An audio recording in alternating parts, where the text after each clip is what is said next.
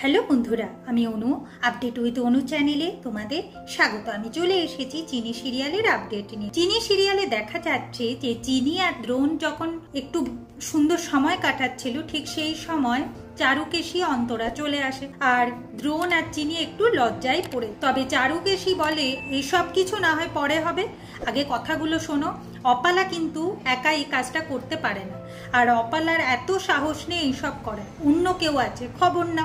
এরপর তো চিনি অসিতা সোম ম্যাডামের কাছে খবর নেয়, জানতে পারে যে সেইগুলো অসিতা সোম ম্যাডাম পাঠায়নি, মানে ফুলের বুকেগুলো, তাহলে এর পেছনে জড়িত আছে হেম। এ তো না গেল, কিন্তু এর থেকেও আরেকটা বড় প্রমাণ চিনি পেয়েছে। সেটা হলো যখন হেমের ঘরে সার্চ করছিল, একটা চিরকুট পেয়েছে বড়বাবু। সেই চিরকুটটা অনেক কাজে ওদের সাহায্য করবে। তাই এখন চারুকেশী তো জানে যে আমার একার দ্বারা এসব কাজ হবে না, চিনির সাহায্যর আমার খুব দরকার, তাই তো সেই চিনির দলে নাম লিখিয়েছে। এখন দ্রোণ আর চিনি মিলে ঠিক করেছে যে এই রহস্য ভেদ করতে হলে আমাদের কাশি যেতে হবে। কাশিতে গেলে আমরা এই রহস্য ভেদও করতে পারবো আর আমাদের হানিমুনটাও হয়ে যাবে। কিন্তু এই কথা যেন বাড়ির কেউ জানতে না পারে। আমরা কাশিতে গিয়ে রহস্য ভেদ করবো আর বাড়িটা তোমরা সামলাবে।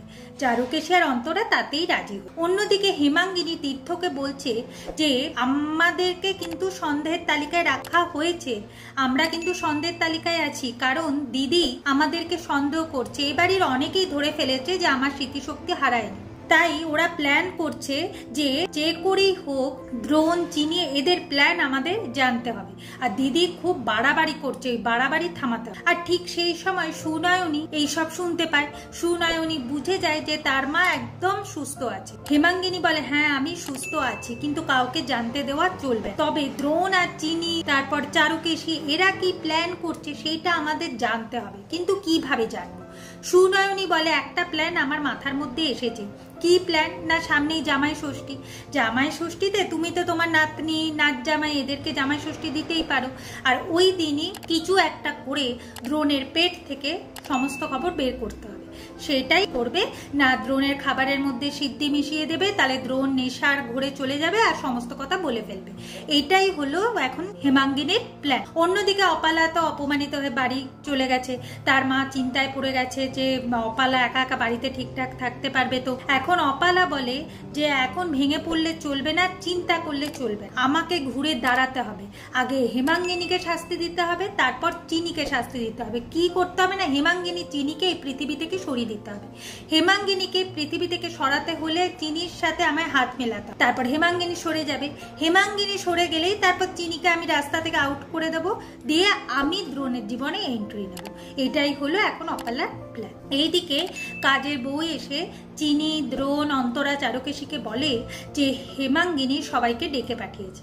এখন চারুকেশী ভাবে হেমাঙ্গিনী আবার কাকে ফাঁসাতে চলে। সবাই এখন জড়ো হয়েছে হেমাঙ্গিনী কিছু বলবে বলে।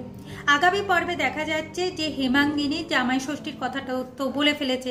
দ্রোণ চিনি জানিয়ে ফেলেছে যে যা করার তাড়াতাড়ি করতে হবে, কাল আমি চিনিকে নিয়ে হানিমুনে যাচ্ছি। অন্যদিকে তীর্থ ধরা পড়তে চলেছে অন্তরার কাছে। অন্তরা বলে আমি ওই সিঁদুর আলতা লকারে রেখেছিলাম, লকারের চাবি দুজনের কাছে থাকে, আমার কাছে তোদের বাবার কাছে। আমি তো চাবি নিয়ে চলে গেছিলাম, তাহলে আমার লকারটা খুললো কে? তাহলে তুমি আবার আমার লকারটা খুলে এই প্ল্যানের মধ্যে সামিল হওনি তো? এইটা শুনে তীর্থ খুব ভয় পেয়ে যায় আর কাঁদতে।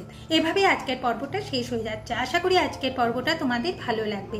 ভিডিওটা দেখবার জন্য আর আপডেট উইথ অনু চ্যানেলের পাশে থাকবার জন্য অসংখ্য ধন্যবাদ।